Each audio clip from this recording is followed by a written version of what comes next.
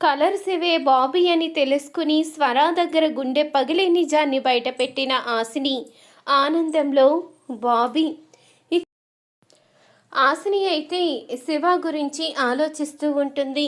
అసలు DCP sir ఎందుకు ఇలా ప్రవర్తిస్తున్నారు, శివ మీద ఎందుకు అంత కోపం పెంచుకున్నారు, తన ఇగోని ఏ పాపం తెలియని శివ మీద చూపిస్తున్నారు అంటూ ఆలోచిస్తూ ఉంటుంది ఆసిని అయితే. ఇంతలో ఇక సందీప్ అయితే శివాని అడుగుతూ ఉంటాడు, నిజం ఒప్పుకోరా, మొన్న దొంగతనం చేసింది నువ్వే కదా, నా చేతుల్లోంచి ఎట్టి పరిస్థితిలో కూడా నువ్వు తప్పించుకోలేవు, నిజాన్ని ఒప్పుకుంటే సరే సరి, లేకపోతే నిన్ను వదిలేదే లేదు అంటూ అనంగానే, బ్రదరు నేనే తప్పు చెయ్యలేదని నీకెప్పుడూ చెప్పాను, కానీ నువ్వే కాస్త ఎక్కువగా ఆవేశపడుతున్నట్టున్నావు, ఒక్కసారి ఆలోచించు అంటూ చెప్తూ ఉంటాడు శివ అయితే.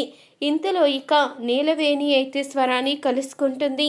అక్కడ చాలా ఘోరం జరిగిపోతుంది మేడం, వాడు ఏ తప్పు చేయకపోయినా వాడిని అరెస్ట్ చేశాడు అంటూ నీలవేణి అయితే చెప్తూ ఉంటుంది స్వరాతో. ఇంతలో అక్కడికి వచ్చిన ఆసిని అయితే స్వరాన్ని చూసి గతాన్నైతే గుర్తు చేసుకుంటుంది. అమ్మాయి మేడం ఇక్కడున్నారేంటి అంటూ ఇక దగ్గరికి వచ్చి అడుగుతూ ఉంటుంది.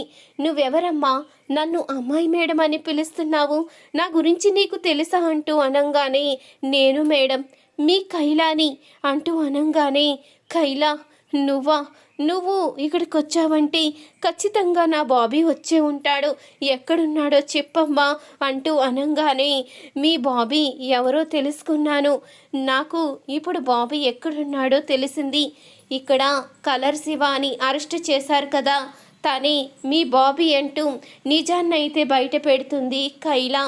వాడు నన్ను ఎందుకు వదిలేసి వెళ్ళిపోయాడు, వాడు నా కొడుక అంటూ అడుగుతూ ఉండగా, బాబీ మిమ్మల్ని వదిలేసి వెళ్ళిపోవడానికి కారణం ఉంది మేడం, మీరు బ్రతుకుండగానే మీరు చనిపోయారని బాబీని నమ్మించి మోసం చేశారు, మీరు చనిపోయిన తర్వాత ఆ ఊర్లో నేను ఉండలేను అంటూ బాబీ ఇక్కడికి వచ్చేసి ఇలా పెయింటింగ్స్ వేసుకుంటూ ఇలా కాలం గడుపుతున్నట్టున్నాడు అంటూ ఇక కైలా అయితే స్వర దగ్గర గుండె పగిలే నిజాన్ని అయితే బయట పెడుతుంది.